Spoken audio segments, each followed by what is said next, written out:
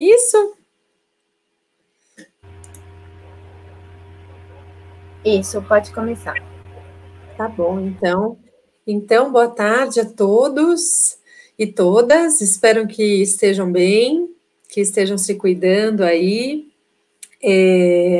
Inicialmente, eu queria agradecer o convite que veio pela Tainá para compor aí essa tarde de conversa aqui com vocês, e a Vitória, que está aqui cuidando da transmissão dessa live, né? Num momento como este, que a gente está aprendendo, né, fazer esse tipo de coisa, eu pelo menos estou aprendendo a fazer esse tipo de coisa, a conversar com as pessoas sem vê-las, né, vê-las presencialmente e usando plataformas. Então acho que de fato, né, nosso cotidiano, nossas atividades, elas estão bem diferentes nesse momento, né? E eu quero começar me apresentando. Então, eu sou Alana Fornereto, eu sou professora da Universidade Federal de São Carlos, né? Eu componho o grupo, um laboratório de pesquisa, o La Folia, que é o laboratório de ensino e pesquisa de saúde mental, né? Do Departamento de Terapia Ocupacional da UFSCar. E eu estou lá na UFSCar desde 2014, né? Um pouco antes eu fui professora substituta lá mesmo, né? Mas aí estou agora como efetiva desde 2014, compondo este laboratório, né? E a encomenda que a Tainá me fez foi para a gente falar, então, né, sobre as mulheres da terapia ocupacional na ciência. Então, eu não preparei uma apresentação para vocês, porque eu entendo que a gente vai poder debater também, né, e vocês vão me sinalizando um pouco das percepções de vocês e fazendo comentários e perguntas, tá bom? E aí a gente vai compondo essa conversa. Bom, eu me formei na graduação na USP, em Ribeirão Preto, em 2007. Eu fui da segunda turma de lá, né, um curso novo na época, e com todos os desafios de se implantar um curso novo numa instituição com bastante história, né, que é a Faculdade de Medicina de Ribeirão Preto. E logo depois eu já fui fazer residência em saúde da família aqui na UFSCar. Foi quando eu vim para cá, né, morar em São Carlos. Eu sou natural de São Paulo. E a residência, de fato, abriu muitos caminhos para mim, pessoais, né, e profissionais.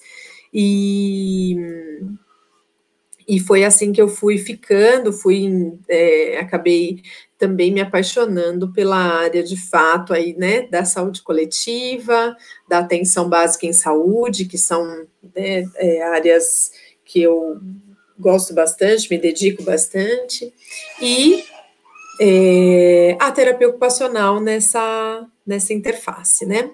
Como vocês devem estar ouvindo agora, a minha nenê está aqui sendo cuidada por mim, pelo meu marido, em casa, né? Nós dois somos professores universitários, então a gente divide os cuidados com ela. Eu estou com a porta fechada, então ela está chorando ali com ele, ela deve ter feito alguma coisa. E ele também está numa reunião, então essa situação, né, atual também fez aí esses rearranjos acontecerem, né, para o trabalho e todos os desafios que isso traz, né. Então, depois da residência, eu acabei ficando aqui na região, eu fui trabalhar no município aqui bem próximo de São Carlos.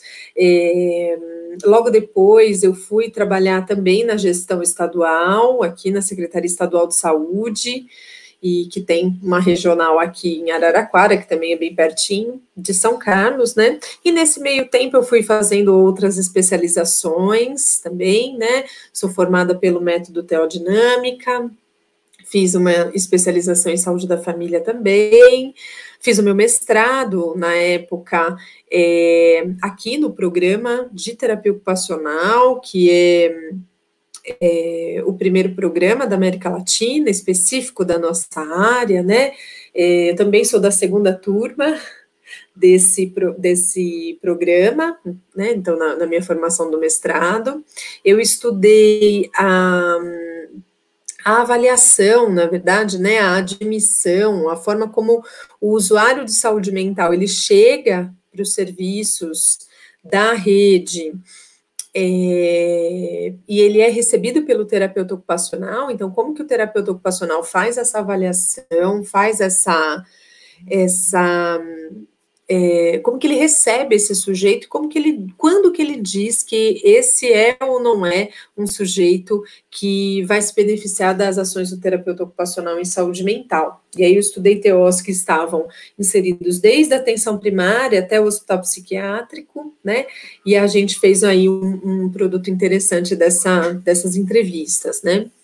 Depois do doutorado, eu fui estudar o apoio matricial, né, eu estava bastante encantada aí com o NASF e com os desdobramentos que esse serviço, ele teve, né, e ele ainda tem, e os desafios para sua implantação, né, dado que ele vem romper com uma lógica que estava bastante estabelecida do atendimento ambulatorial, especializado, das outras profissões, né, que compõem aí a multidisciplinaridade da atenção básica, né, e aí eu estudei, então, o apoio matricial como uma tecnologia de inovação, né, para o NASF, principalmente, né, mas faço essa discussão de maneira mais ampliada. E aí, acho que os desafios, né, nessa carreira, nesse percurso, são muitos, são inúmeros, né, e agora, atualmente, na universidade, né, como docente, me responsabilizo por uma parte do ensino da prática, né, de algumas disciplinas mistas, com créditos práticos e teóricos, e também por alguns estágios, né, entendendo do nosso compromisso com a formação de bons profissionais para o SUS, e da nossa responsabilidade realmente na formação do terapeuta ocupacional, que esteja aí ancorada, que esteja bastante próxima mesmo da realidade das políticas públicas, né, e da realidade dos sujeitos que a gente atende. Então, acho que vai um pouco por aí, né. Aí pensando na encomenda, né, que eu recebi, eu posso dizer que eu sou relativamente uma jovem doutora, né, eu me doutorei no final do ano de 2017, e estou nesse caminho de encontrar, na verdade, né, esse trajeto de pesquisa, esse trajeto agora da Alana, terapeuta ocupacional, como pesquisadora, né, então acho que é um desafio bastante interessante que acho que mais recentemente agora tem sido possível, né.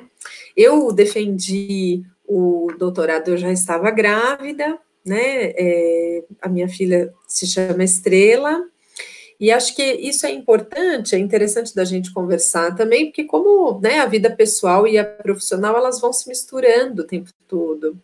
Então, logo que ela nasceu, eu estava, né, doutorada, né, e aí, nessa perspectiva de saber que caminho de pesquisa também eu ia continuar, eu ia fazer no meu percurso na docência, né. E eu queria retomar com vocês, na verdade, pensando um pouco na nossa profissão, né? Então, e na encomenda aí de fato que eu recebi, né? Que eu acho que eu vou, na verdade, a minha fala ela vai se basear bastante, né, em algumas produções da Jo Benetton, entendendo aí meu raciocínio também de pensamento dentro do método da terapia ocupacional dinâmica, tá? Então, eu vou trazer para vocês algumas contribuições aí da nossa querida Jo, e principalmente, né, do paradigma da terapia ocupacional. Então, a ATO, né, ela foi fundada entre 1905 e 1915, dependendo aí das leis de ensino das profissões de cada estado norte-americano, e ela teve como construtores, né, um grupo de profissionais composto, na época, por médicos, enfermeiras e assistentes sociais, que eram liderados pela Sligo, né? E aí, sempre que eu falo dela, eu penso naquela foto emblemática, né? E que aí a gente pode até colocar aqui depois, né, Vitória? Como a título aí de curiosidade, né? Então, uma mulher muito elegante, uma mulher muito clássica, né, com aquele colar de pérolas lindo no pescoço, né, e que é aí o grande símbolo da nossa profissão, de fato. E ela, né, ela já vem dentro, ela já cria, então, ela já estabelece para nós, né, o paradigma da terapia ocupacional, né. Nem todo mundo concorda comigo, nem todo mundo concorda conosco, né? Aí, pensando que eu estou falando a partir do método, né? Mas é um pouco por aí que eu queria que a gente conversasse. E esse paradigma, então, ele está bastante ancorado, né, num programa que foi criado pela Sligo na época, né, chamado Treinamento de Hábitos, em que ela propõe uma série de pontos importantes, né, e que são os aspectos que vão entrar aí nessa, principalmente na implantação, né, deste programa, que são a mudança de hábitos, né, em que os sujeitos alvos são as pessoas que estão doentes, né, o foco e a meta é que se restabeleça a saúde por meio de atividades, pensando na reinserção social dos sujeitos, né? Algo que era bastante defendido por ela era importante, né, o treino e a personalidade, a formação, né, na verdade, o treino e a personalidade da terapeuta, e aqui ela já coloca no feminino, né, pensando então num processo de reeducação destes sujeitos, né. Ela defendia também que as terapeutas ocupacionais deviam ser moças de boa família, treinadas nas atividades e na manutenção de hábitos saudáveis, né? Da mesma maneira que os doentes mentais. Então, e eu acho que é importante a gente resgatar, né, essa figura que é a Sligo, porque pode parecer muito distante, né? Pode parecer muito longe do nosso pensamento mesmo agora, mas ela foi uma mulher muito importante à época, uma influenciadora de fato, e a grande responsável por estarmos aqui hoje, né?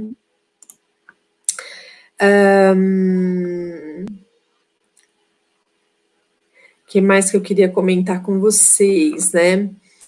Eu acho que pensando nisso, né, pensando na nossa profissão também, acho que uma coisa que me bateu, assim, quando veio esse convite, foi também para falar um pouco da minha trajetória. Então, contei para vocês um pouco, né, até onde como é que eu cheguei aqui, né, mas... Então, a gente não pode esquecer, de fato, que os aspectos pessoais também vão permeando, né, a nossa vida profissional. E acho que a gente tem muitos desafios hoje, né, em segurar como é que eu posso dizer, segurar essa barra mesmo, né? Esse desafio de pesquisar sendo mulher, né? Eu acho que a Sleigo, à época, ela traz, então, uma linha de pensamento, né, que se foca na terapia ocupacional. Então, ela abdica dos outros paradigmas que estavam bastante presentes à época, né, que eram o paradigma da reabilitação e o paradigma médico, né? Então, ela estabelece, então, para nós que sim, é possível falarmos de uma terapia ocupacional, falarmos de uma profissão que nasce, né, a partir de um grupo liderado por uma mulher e que vai, então, trilhando os seus próprios passos na visão dela, a partir de um programa que ela mesma criou, né? Então, acho que para mim, assim como a Jo Benetton também é, né, um grande exemplo nesse aspecto, para mim também é muito importante que a gente reflita e pense um pouco nisso, né? Nossa, a profissão, ela tem um número considerável de mulheres, né? Um número importante aí delas, das nossas colegas são mulheres também, né? E pensar em fazer ciência, né? Sendo mulher, eu acho que é desafiador, mas ao mesmo tempo bastante satisfatório, né? Ao meu ver. Hoje em dia, posso compartilhar um pouco com vocês, né? O quanto que o desafio do trabalho em casa, né? O desafio que o trabalho em casa tem trazido para a gente, né? Então, lidar com as coisas da casa e lidar com a vida familiar que está mais próxima, e ao mesmo tempo manter suas atividades, manter a sua relação com a pesquisa, manter-se produtiva, né? Tem sido aí um desafio bastante importante e relativamente difícil, né? Porque a gente conta com uma rede de pessoas e uma rede de cuidados, assim, né, que nos facilita a estar, né, então, no trabalho, a estar em outros lugares, fazendo o nosso papel, né, e quando a gente acaba voltando para casa, né, esse desafio se coloca de uma maneira muito séria, muito forte, né? Então, acho que hoje em dia eu posso dizer, né, que está bastante desafiador, está bastante complicado, né, manter-se, sentir-se produtiva, né, nas pesquisas e nas atividades que eu desempenho, né, enquanto docente, estando dessa forma, né, e isso traz uma sobrecarga muito grande, né, muito severa aí para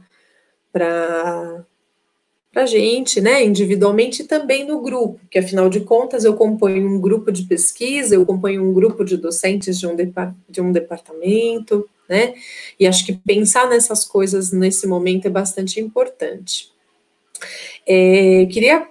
Acho que a gente não tem, né, a gente ainda não tem perguntas, espero que vocês aí fiquem à vontade também para me fazer alguma pergunta, alguma colocação, né?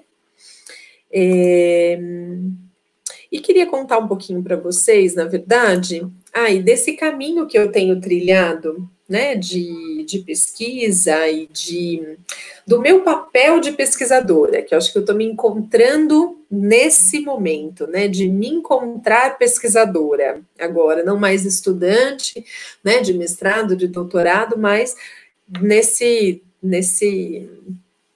nesse momento que eu estou, acho que eu estou trilhando esse processo, né? E algo que eu acho que é bastante importante agora, pensando também no meu papel na universidade, é como o ensino, a pesquisa e a extensão, eles não podem se dissociar, né? Então, mais recentemente, isso tem sido mais possível, eu tenho conseguido isso de uma maneira mais efetiva, né, que é dessa articulação, né? Então, tenho tido bons retornos dos alunos, né, das estudantes que já passaram comigo em algum momento aí nesses projetos, porque referem que, de fato, tem um impacto legal, né, na formação, tem um impacto interessante. A pesquisa e a extensão, ao meu ver, elas não deveriam estar separadas de forma nenhuma, né? Porque quando uma pergunta de pesquisa ela surge de uma situação real, vivida, de uma situação da comunidade, né, ou de um grupo de trabalhadores, a chance de se produzir conhecimento mais significativo e a chance de você ter alguma possibilidade de intervenção nessa situação é muito maior, né? Então, de uns tempos para cá, eu tenho conseguido fazer isso melhor. O meu doutorado eu já fiz, né, uma pesquisa de fato intervenção sob a luz aí do referencial teórico da análise institucional. Mas, assim, o quanto que uma pesquisa que se propõe a intervir em uma realidade, ela é tão significativa, né? Pelo menos eu sou uma das que defende muito isso, e pesquisas como essa, elas requerem muito trabalho mesmo, né? Do pesquisador e dos sujeitos que estão com a gente, e o envolvimento, né? Uma implicação, como a gente fala aí na análise institucional. E aí, a frente em que eu tenho me dedicado, a frente que eu tenho, de fato, investido, né, nos meus estudos e da intervenção, com relação à saúde coletiva, ao SUS, à formação de profissionais, né, para o trabalho, e da educação permanente em saúde. Então, é uma maravilha poder fazer pesquisa e intervenção, né, em que a produção de conhecimento é com e para os sujeitos envolvidos ao mesmo tempo, né, em que se produz conhecimento, se intervém numa realidade e produz frutos nas pessoas e nos serviços, né? Mas nem toda a comunidade científica, né, valoriza esse tipo de produção de conhecimento. Na minha opinião, né, e na minha experiência, esse tipo de conhecimento é um dos mais significativos porque reflete uma necessidade real, né? Quando há um envolvimento dos participantes dessa pesquisa, quando há um envolvimento dessas pessoas com um objetivo comum, né, a chance da gente produzir um conhecimento que tenha maior possibilidade de impactar no trabalho, por exemplo, né, que é esse que eu estou agora, no trabalho em saúde, melhor, né? E isso requer um grupo, né, de pessoas que estejam envolvido com a coordenação dessa atividade, com o planejamento, há horas e horas de transcrição de grupos acontecendo, né, para a gente entender como a intervenção, ela vira um conhecimento que pode ser aí aplicado numa outra realidade, por exemplo, né? E nesse momento delicado que a gente está vivendo de políticas sociais, né? E quando eu digo políticas sociais, é políticas de acesso, políticas de fato de cidadania, né? Isso envolve várias áreas, a saúde é uma delas, né? E o SUS é uma política social, né? As pesquisas, elas têm também um papel muito político. Então, no momento em que eu estava defendendo o doutorado, que falava de apoio matricial, de núcleo de apoio à saúde da família, depois transformado em núcleo ampliado de saúde da família, algumas portarias surgindo visando, né, ou com a possibilidade de se encerrar né, o trabalho do NASF, por exemplo, como é o que a gente tem agora, né, da retirada do financiamento específico para esse tipo de equipamento. Então, imaginem, né, a função política que o produto do meu doutorado teve também. Eu vejo dessa forma, né, já que a pesquisa e o conhecimento nunca é neutro, nunca, sempre há, né, um aspecto político aí nessa produção de conhecimento. No atual momento, né, com a publicação, então, dessa portaria, que é 2979, de novembro de 2019, em que o financiamento específico para o custeio do NASF foi suspenso pelo Ministério da Saúde, está em risco o trabalho, né, dessas equipes, e um trabalho consolidado, um trabalho, entendendo que a portaria do NASF é de 2008, um trabalho que é bastante, né, já temos alguns anos de experiência na implantação desse serviço, alguns desafios, é claro, né, na perspectiva do apoio matricial, mas que está em risco. Então, pesquisar esses aspectos e pesquisar num momento em que as políticas públicas, né, principalmente as sociais, podem estar em risco, é um ato político, até, né?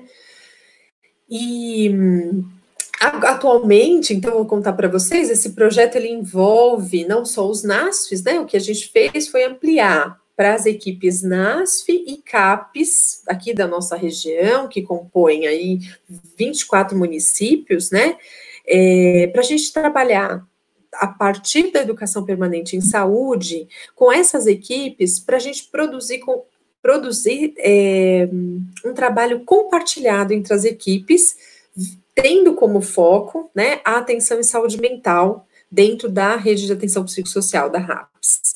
Então, imaginem, né, no momento em que pode ser que alguns municípios optem por não trabalhar mais com o NASF, porque não existe um financiamento específico, no momento em que a saúde mental está mudando completamente, né, a seu foco de atuação, vamos falar assim, né? Novos problemas vão surgir, novas situações já estão surgindo, a saúde mental dos profissionais de saúde que estão à frente aí da pandemia, né? Então, nesse momento, a gente quer falar e a gente quer produzir conhecimento sobre como trabalhar de maneira colaborativa, né, e que os serviços da RAPS, de fato, constituam uma rede de cuidados. Então, isso é político, né, isso é uma produção extremamente, ao meu ver, né, extremamente relevante, extremamente importante, e principalmente porque parte de uma necessidade identificada pelo grupo de trabalhadores, né. Então, fazer pesquisas como essa, né, e aí essa pesquisa, ela tem uma pesquisa colocada, uma estudante junto conosco, né, ela tem a sua frente da extensão, e ela também tem a participação de estudantes, né, nessas duas frentes, entendendo o seu papel de formação. Então, imaginem, né, esse trilhar também do caminho da pesquisadora uma tarefa super difícil, né? E vocês podem até estar pensando assim, puxa, mas e a terapia ocupacional nisso tudo, né? Esses projetos, apesar de não terem a especificidade, né, do estudo sobre a terapia ocupacional, sobre a atuação do terapeuta ocupacional nessas equipes, ela tem um trabalho muito importante, porque há terapeutas ocupacionais também nessas equipes, né, e na forma da gente construir um trabalho, ou, na verdade, da gente construir possibilidades, né, da multidisciplinaridade, da interdisciplinaridade.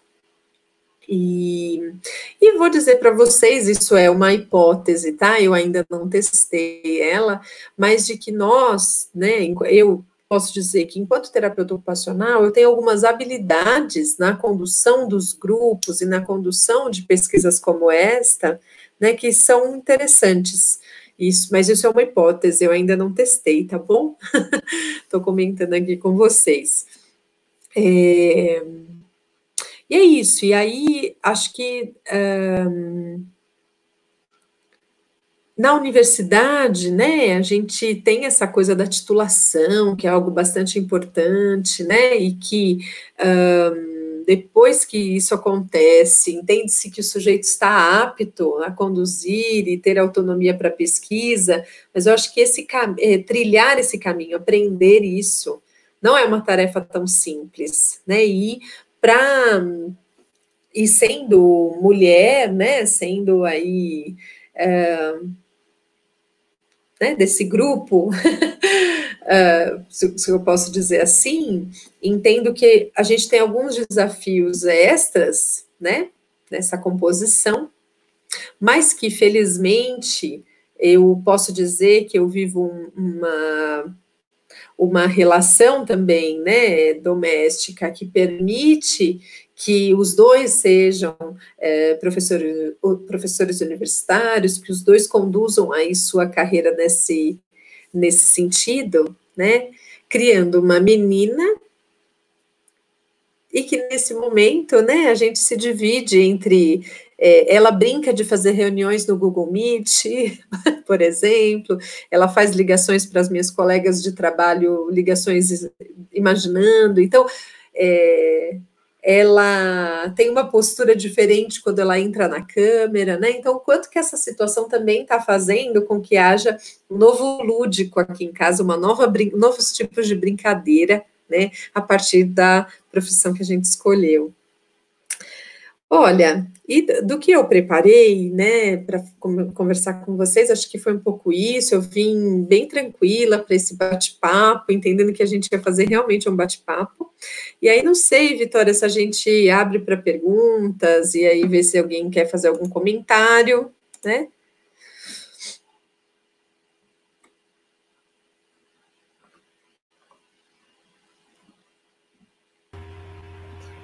Oi, voltei. Estava aqui, só te ouvindo. Tá me ouvindo bem? Tô sim. Então tá bom. A gente pode, até agora não teve a pergunta, eu, na verdade, escrevi uma pergunta no início que você acabou respondendo, assim, que eu fiquei com essa curiosidade, que logo no início você falou que você é responsável por uma disciplina prática da universidade, né? Uhum. E nessa sua experiência de estar conduzindo essa disciplina, se você acha que, tendo contato com a área da pesquisa e essa área prática, você vê que os profissionais que estão lá, né, na ponta, na atenção primária, eles fazem a intervenção deles atrelado a pesquisas. Eu acho que esse na verdade, um nó, né, Vitória? Acho que a gente pode dizer até assim. Então, essa disciplina, ela é uma disciplina com créditos práticos e teóricos, né? Então, a gente vivencia situações na prática, é disciplina de... antes de ir para o estágio, né? Igual então, aqui na UFRJ, a gente tem a prática clínica, que seria assim, antes do estágio. Isso mesmo, essa mesma situação é dividida em 2 semestres, então, ela se chama Prática Supervisionada em Terapia Ocupacional, né, PSTO 5 e 6. E aí, eles passam por diversos cenários, o estudante escolhe, né, o cenário que ele vai estar, e aí, então, ele vivencia 4 horas da semana essa prática e reflete sobre essa prática em 2 horas na semana com outro professor, né? Então, eu acabo ficando com eles lá dentro da unidade de saúde da família, que tem uma terapeuta ocupacional, né?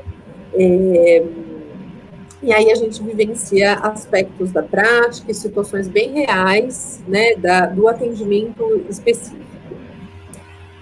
O que eu vejo do trabalhador hoje, né, que há, sim, uma distância bastante grande de quem pesquisa, né, de quem produz conhecimento, para quem está lá na ponta, como a gente fala, que está executando o trabalho. Eu acho que ainda há um distanciamento. O legal desse tipo de pesquisa, né? Então, quando você usa um referencial metodológico aí que prevê a intervenção, o grupo, né, tá produzindo conhecimento ao mesmo tempo que está ganhando e adquirindo conhecimento para o próprio trabalho. Então, é uma prática também já colaborativa, né, nesse sentido. Mas eu ainda sinto uma distância, né, de quem produz para quem coloca em prática. E como esses conhecimentos, eles podem se mesclar, eles podem, né, estar mais junto. Esse grupo de trabalhadores que participa comigo dessas pesquisas, né, então, não é só em São Carlos, são 24 municípios. Atualmente, nesses 24 municípios, a gente tem 18, se eu não me engano, são 18 NASFs implantados e 15 CAPs implantados, né? Então, essas equipes já têm, as do CAPs menos, as do NASF um pouco mais, porque já estão com a gente nessa pesquisa há mais tempo, as do CAPs que estão chegando agora, né? Já tem essa cultura, vamos dizer assim, né, de participar de pesquisas como essa e na verdade, né, que é um conhecimento que eu não leio num livro, sabe assim, é um conhecimento produzido que ele é em ato, né, e ele é muito baseado nas necessidades e nas demandas que surgem também no encontro, a partir aí dos disparadores que a gente escolhe. Então, não é um conhecimento produzido que o cara pega uma apostila, lê e incorpora aquilo para o próprio trabalho, né? É um conhecimento que ele é produzido no grupo e que ele vai passando a fazer parte da vida da pessoa, né, e da vida profissional da pessoa no decorrer da pesquisa. Então, isso é muito interessante. Esse tipo de estratégia, eu acho que ela tem um lado muito positivo.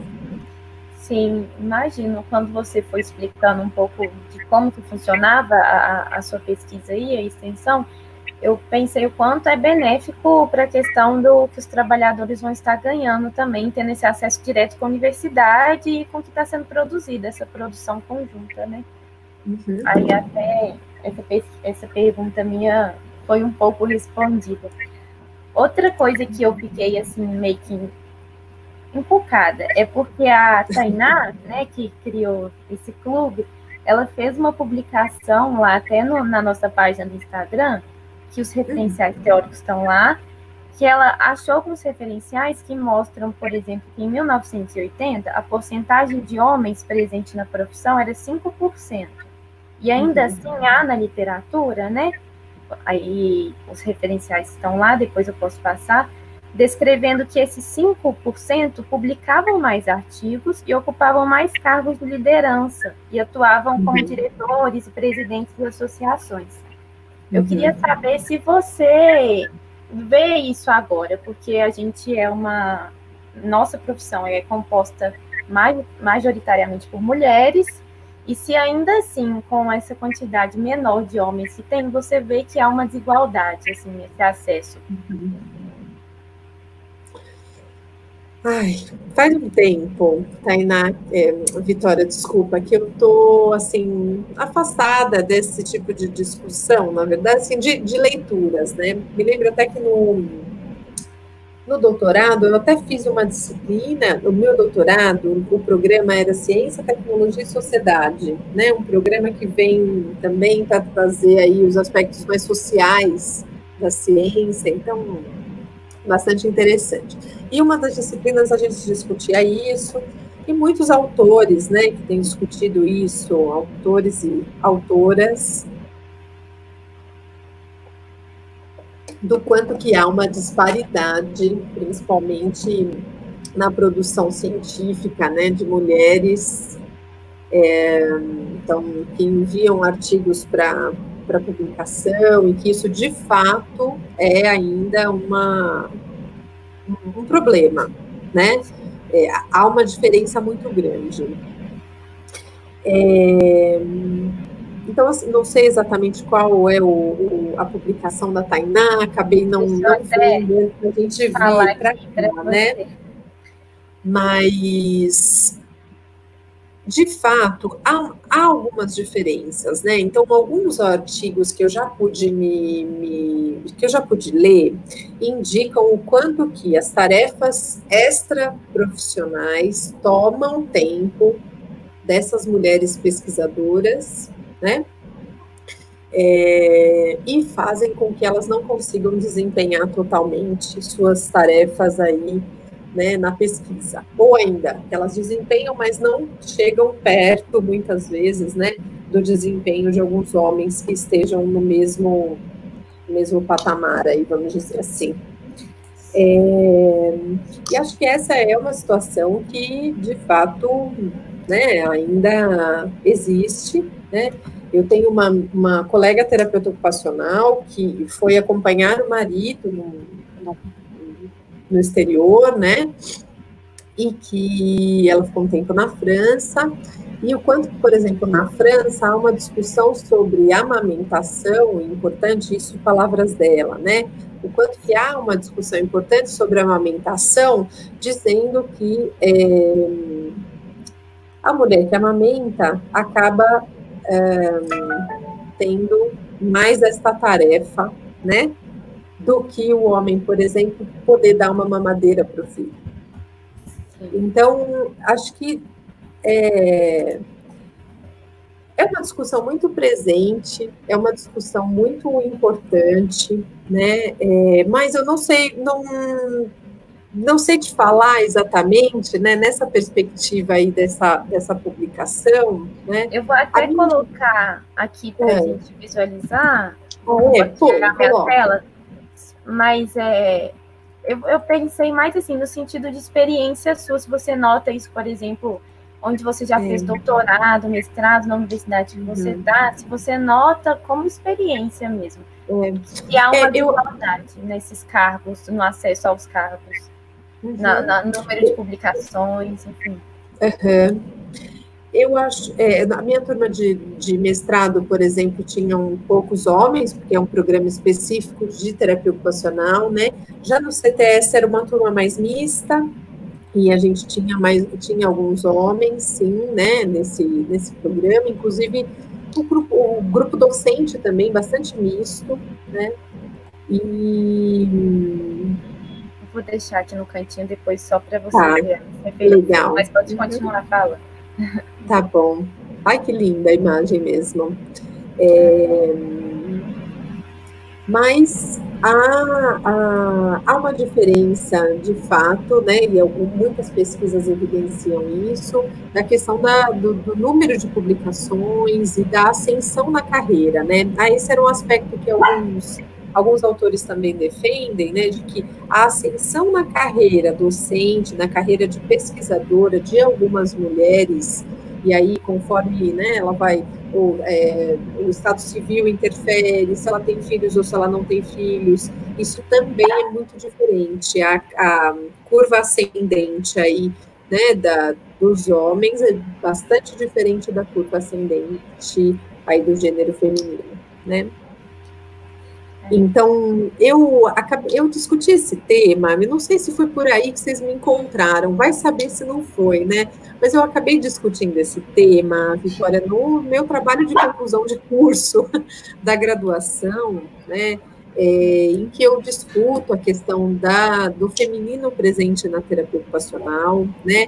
Da relação que a profissão tem também com as atividades cotidianas, que são muito dentro da simplicidade, né, e que pode ser que por um grupo de especialistas, isso não seja ciência, né, que ao se estudar a vida cotidiana e a vida como ela acontece, ao se estudar e ao estar preocupado com pesquisas que se debrucem sobre a clínica, né, sobre a prática do terapeuta ocupacional, ou sobre a prática, né, do trabalhador em saúde, por exemplo, né, como é o meu caso, parece que isso é menos ciência, né, parece que isso se produz menos conhecimento com isso. E acho que essa discussão, hoje, passado esse tempo, eu posso dizer também, né, que há uma diferença, na verdade, de como a gente vê a ciência, né? Lá nesse programa, no programa CTS, a gente tem uma linha de educação CTS, então tem alguns estudantes e alguns professores que se debruçam sobre pesquisas, sobre a compreensão da ciência por parte da comunidade, por exemplo, então, né, por parte dos estudantes de ensino médio, por exemplo, né? E aí, quando você vai perguntar para esses meninos quem é cientista, o que é um cientista, né? Eles evidenciam assim, o cara de jaleco, com os cabelos malucos.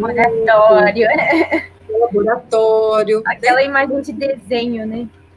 Isso mesmo, do Einstein, né? Com a língua para fora. Então, o cientista é esse, né? Na visão mais comum, vamos dizer, no senso comum, é esse, né?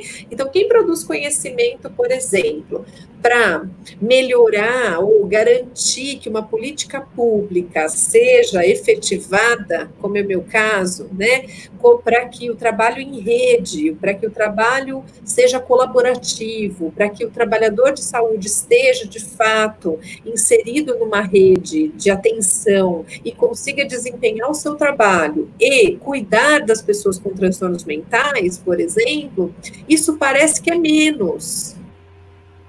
Né? Mas, na verdade, a gente está trabalhando pelo mesmo objetivo, que é produzir conhecimento para melhorar algum aspecto da vida.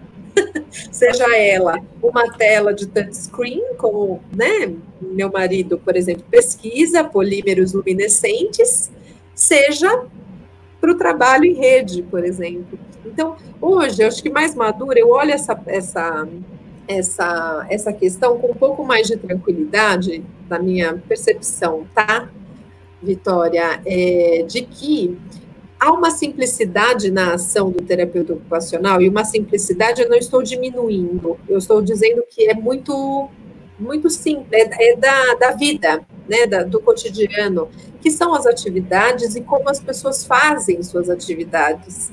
E isso pode parecer, no senso comum, que é menos, mas quando essa técnica, né, quando esta forma de trabalhar, ela melhora a vida dos sujeitos e traz mais qualidade de vida e, principalmente, participação social, que é o objetivo da terapia ocupacional, esteja ela em que área for, né, isso passa a fazer todo sentido e passa a ser tão importante quanto o desenvolvimento na atualidade, né, da vacina do coronavírus.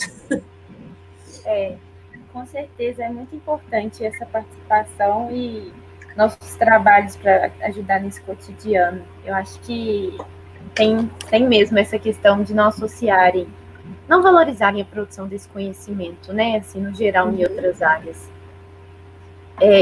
Chegou uma pergunta aqui, que é uma pergunta assim para você. Quais estratégias você sugere para quem está iniciando a produção de artigos? Puxa vida, eu também queria essa resposta. Olha, produzir artigo é um eterno aprendizado, né? A Fabiana que perguntou, né? É um aprendizado, na verdade. Então, para quem está começando com isso, né, com essa tarefa, com essa atividade, eu poderia dizer que primeiro, escolher bem a revista em que você vai colocar aí a sua produção, ver se ela está de acordo com o caminho que você fez, se há outros artigos num caminho parecido, né, próximo mesmo. Então, acho que essa identificação de uma revista que vá aí ao encontro, né, das suas expectativas também com a escrita desse artigo.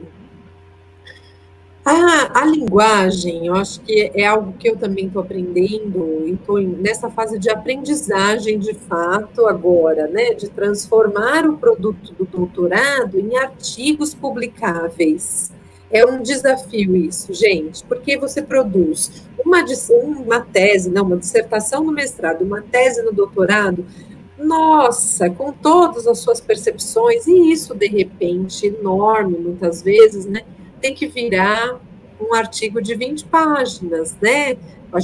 Normalmente a gente divide em algumas partes também, para que haja espaço para publicar boa parte do que se produziu, né? Até entendendo que tem alguns enfoques, mas a linguagem é algo que acho que precisa ser bem cuidada, porque ela precisa ser clara, objetiva, né? E muito transparente, ao meu ver, né, do que de fato foi feito. Mas, ao mesmo tempo, cumprir aí as regras estabelecidas para essa linguagem que é científica, né? Por exemplo, se atentar se essa revista, ela aceita ou não resultados de discussão juntos ou separado. Isso vai exigir da pessoa que está escrevendo, né, uma habilidade importante de separar o que é dado, o que é discussão. E isso, como na minha cabeça é muito junto, né, a gente consegue, eu apresento o resultado discutindo, até por conta muito, né, da influência do referencial teórico que eu acabo usando mais nas pesquisas. Então, isso acaba também, acho que é importante você verificar se essa revista que você escolheu, como que ela trabalha, se é junto ou se é separado, né? E, principalmente, acho que é uma coisa que eu aprendi mais recentemente, quando a gente faz um artigo, um trabalho aí que a gente está pensando em publicar de maneira colaborativa com outros colegas, isso ganha um outro corpo, né? Quando uma outra pessoa lê aquilo que você escreveu, quando a outra pessoa também contribui com a sua escrita, né? E aí essa aprendizagem vai sendo eterna, né? Ao meu ver, porque fica uma tarefa de fato conjunta, né? Desse trabalho escrito por várias mãos e lido várias vezes, né? Vai ganhando um corpo interessante. Então, Fabiana, eu não sou a melhor pessoa para responder essa sua pergunta, mas se eu posso colaborar com você hoje, com o que eu já aprendi, é nesse sentido, tá? Obrigada, Luana. Acho que dá para entender, porque realmente não tem uma receita, né? Depende muito de onde publicar, enfim. Mas a gente sofre com isso já na academia. Começando já como estudante, a gente já sofre, imagino chegando para estar trabalhando, né? Depois do doutorado, enfim. E tem muitas pessoas, viu, Vitória, que se dedicam a sistematizar bastante, né, essa forma de escrita.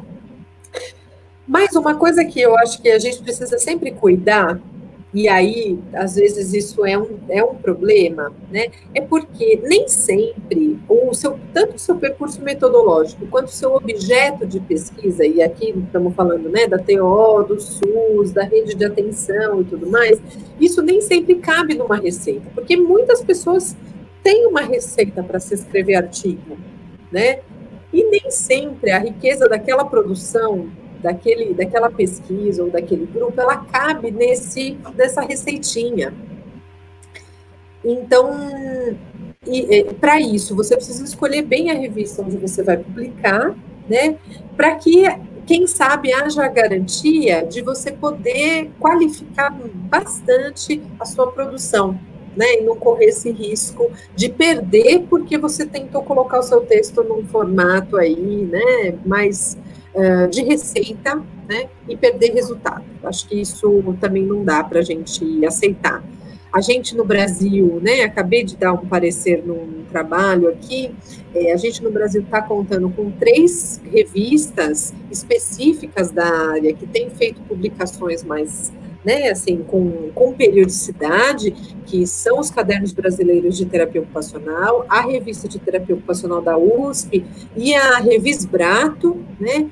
Então, essas revistas, eu acho que elas garantem aí uma maior aproximação, né, com o nosso objeto de pesquisa e com esses detalhes também, né, com essa especificidade, vou dizer assim, das nossas produções. Mas outras revistas também têm aceitado bastante, né, a depender aí do foco que você dá, né? Então, produzir um artigo de terapia ocupacional e publicar numa outra revista, que tem alguns, tem vários, né? Numa revista que tem o foco, por exemplo, da saúde coletiva, requer que você também traga a linguagem desta outra área para sua escrita. Então, isso depende, por isso que eu acho que depende bastante aí aonde você pretende publicar, né? Sim, uma ótima dica. Principalmente essa questão de escolher onde e a parte do que você quer publicar, né? Para você não perder a essência do seu trabalho. Exato. A Fabi agradeceu você aqui, ó, deixa eu mostrar. Ah, eu vi. Perfeito, gratidão. Obrigada. Que bom, Fabiana, espero ter colaborado, viu? E só para assim, acho que para a gente já encerrando também, né? Algo que eu aprendi bastante com a Jo Benetton é que quando a gente pesquisa a prática clínica, né? Quando a gente pesquisa a teoria da técnica, a gente precisa de um rigor metodológico importante, né? Não dá para eu dizer que eu fui lá, fiz uma atividade com o cara e tal. Não dá. Eu preciso de um rigor metodológico também. Para essa clínica acontecer, né? Ela tem um rigor metodológico, isso a gente aprende no método, né? E é importante sinalizar isso, porque isso faz de nós uma profissão reconhecida.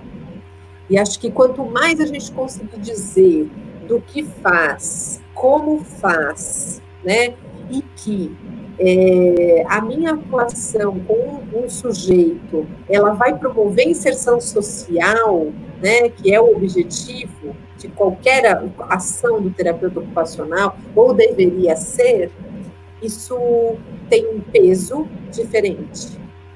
Sim, com certeza. Obrigada, Alana, muito bom mesmo. Eu acho que a gente aprendeu muito aí, essa sua experiência foi muito boa para a gente, saber do seu mestrado, do doutorado. Eu estou aqui super curiosa, querendo ler, principalmente essa questão do NASF, porque eu nunca tive experiência na faculdade ainda, experiência prática, né, que eu falo, porque eu já estou quase acabando, então, por algumas áreas eu já passei, pelo NASF não. E é uma área que eu acho, assim, muito interessante, a saúde coletiva. Então, essa sua experiência foi muito boa para mim. Depois, eu vou querer dar uma olhada no seu trabalho. Tá certo. E acho que a gente pode colocar aqui nos comentários também o meu e-mail para quem quiser depois me contatar, Vitória. Acho que a gente pode colocar, se você quiser, vou até te mandar aqui, ó. Bacana. E aí, quem quiser continuar essa conversa, né? É ótimo. Eu espero ter atendido a encomenda que me foi feita. Não sei se eu atendi, mas fico disponível também, caso vocês queiram fazer uma outra conversa, ou que vocês queiram que eu também indique algumas outras pessoas para vocês conversarem. Estou à disposição, tá bom? Muito mesmo, muito obrigada pelo convite. Fiquei bastante feliz. Aí a gente agradece muito pela disponibilidade, pelo carinho, atenção. Eu vou anotar aqui o seu e-mail, vou disponibilizar. Eu acho que muita gente tem essa curiosidade, igual você tem um laboratório aí, né, que tem esse trabalho de pesquisa e extensão. Então, a gente pode estar em contato para estar sabendo mais. Tem gente interessada aqui na UFMG que, às vezes, não está sendo feito esse trabalho aqui. Então, a pessoa pode entrar em contato, né, para agregar também. E eu acho que é isso. Qualquer coisa a gente entra mais em contato, sim. Muito obrigada de novo, viu? Pela disponibilidade, por essa troca, por ter falado da sua experiência. Sei que deve estar sendo difícil com criança em casa. Eu tenho um irmão pequeno, então eu sei da demanda de atenção. E você tirou esse tempinho aí para a gente. Então, obrigada. Imagina, obrigada a vocês. Fiquei muito orgulhosa, na verdade, deste clube. Eu acho que essa atividade de vocês é bastante importante, vai dar peso, vai dar um valor também importante às produções dos terapeutas ocupacionais e das terapeutas ocupacionais aí do nosso país, viu? Parabéns por essa iniciativa. E um beijo para todo mundo. tá? Se cuidem. Obrigada, Alana.